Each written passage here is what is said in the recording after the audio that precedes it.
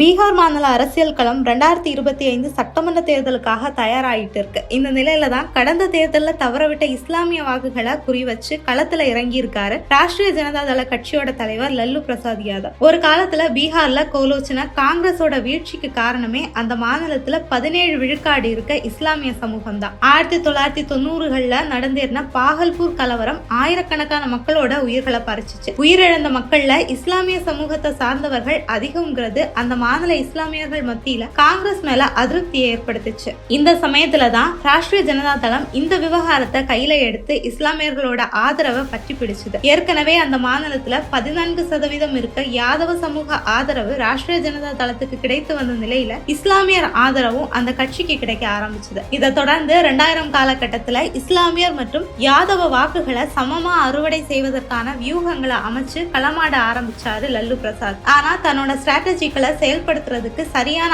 ஆளை தேடிக்கிட்டு இருந்தாரு லல்லு. அந்த சமயத்துலதான் பீகாரோட சிவான் மாவட்டத்துல டானா வலம் வந்த முகமது ஷஹாப்தீன் ராஷ்டிரிய ஜனதா தளத்துல தன்னை இணைச்சுக்கிட்டாரு. முகமது பல குற்ற செயல்கள்ல ஈடுபட்டிருந்தாலும் சிவான் மாவட்டத்தில் உள்ள இஸ்லாமிய சமூகத்தினர் ராஜ்புட் பிராமின் சமூகத்தோட ஆதரவையும் கைப்பற்றி இருந்தாரு. இதை அடுத்து முகமது இஸ்லாமிய யாதவ சமூக வாக்கு வங்கிய ஒருங்கிணைக்கும் ஸ்ட்ராட்டஜியில ஈடுபடுத்தினாரு லல்லு பிரசாத் யாதவ். இதனால ராஷ்டிரிய ஜனதா தள கட்சி சார்பா பல தேர்தல்கள்ல களமாடின முகமது சிவான் தொகுதியை தன்னோட ஆஸ்தான தொகுதியாவே மாத்திட்டாரு. அது மட்டும் இல்லாம பீகார்ல இருக்க இஸ்லாமிய வாக்குகளை ராஷ்டிரிய ஜனதா தளத்துக்கு கொண்டு வரதுல பெரும் பங்காற்றினாரு. அதோட லல்லுவுக்கு மட்டும் இல்லாம லல்லுவோட மனைவி ராப்ரி தேவி ஆட்சி காலத்துல இஸ்லாமிய வாக்குகள் பிரியாம பாத்துக்கிட்டாரு முகமது. இதை அடுத்து அந்த கட்சிக்கு இஸ்லாமிய மக்கள் மத்தியில கிடைச்ச ஆதரவால கடந்த கால தேர்தல்கள்ல அந்த சமூகத்தினருக்கு அதிக சீட்களை ஒதுக்கினாரு லல்லு. ஆனா இது ரொம்ப காலம் நீடிக்கல. பீகார் அரசியல் களத்துல பாஜக மற்றும் நிதிஷ்குமாரோட ஐக்கிய ஜனதா தள கட்சிகளோட வளர்ச்சி யாதவ சமூக வாக்குகளில ஸ்பிளிட் ஏற்பட காரணமாச்சு. இந்த நிலையில தான் இஸ்லாமியர்களுக்கு ஒதுக்கப்பட்டு வந்த சீட்ஸ்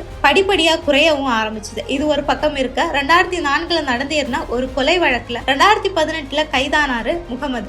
இந்த நிலையில தான் கடந்த 2021 கொரோனா காலகட்டத்துல சிறையில இருந்த முகமது நோய் தொற்றால காலமானாரு. இந்த சமயத்துல நடந்த ஒரு சம்பவம் தான் ராஷ்டிரிய ஜனதா தளத்துக்கு பெருத்த அடியா அமைஞ்சது. பலமுறை எம்எல்ஏ, சுமார் 13 ஆண்டுகள் சிவான் தொகுதி எம்பியா வலம் வந்தவர்னு இப்படி சிவான் மாவட்டத்தையே தன்னோட கைக்குள்ள வச்சிருந்த முகமது ஷஹாப்தீனோட மறைவுக்கு அஞ்சலி செலுத்த ராஷ்டிரிய ஜனதா தள தலைவர் தேஜஸ்வி யாதவ் வராதது இஸ்லாமிய சமூகத்தினரிடையே பெரும் அதிருப்தி ஏற்படுத்துச்சு. இதை தொடர்ந்துதான் ராஷ்டிரிய ஜனதா தளத்துக்கு அந்த மாநிலத்தை சேர்ந்த சிறுபான்மை சமூகத்தினருக்கும் இடையில விரிசல் விழ ஆரம்பிச்சது. நடந்து முடிஞ்ச 2024 மக்களவை தேர்தலில் கூட சீமாஞ்சல், மதுபானி ஆகிய 2 தொகுதிகள்ல இஸ்லாமிய வேட்பாளர்களை களமிறக்கின அந்த கட்சி படுதோல்வியை சந்திச்சது. அதே சமயம் சிவான் மக்களவை தொகுதியில சுயேட்சை வேட்பாளரா களமாடினாங்க முகமது ஷஹாப்தீனோட மனைவி ஹேனா ஷஹாப். அந்த தொகுதியில தன்னோட கணவர் செய்த வளர்ச்சி திட்டங்களை சொல்லி வாக்கு சேகரித்த அவங்களுக்கு கிட்டத்தட்ட 3 லட்சம் வாக்குகள் கிடைச்சது. கணிசமான வாக்குகள் வித்தியாசத்துலதான் வெற்றியை நழுவ விட்டிருந்தாங்க ஹேனா. இந்த நிலையில தான் ஒரு காலத்துல காங்கிரஸ் எப்படி தூக்கி எறிஞ்சாங்களோ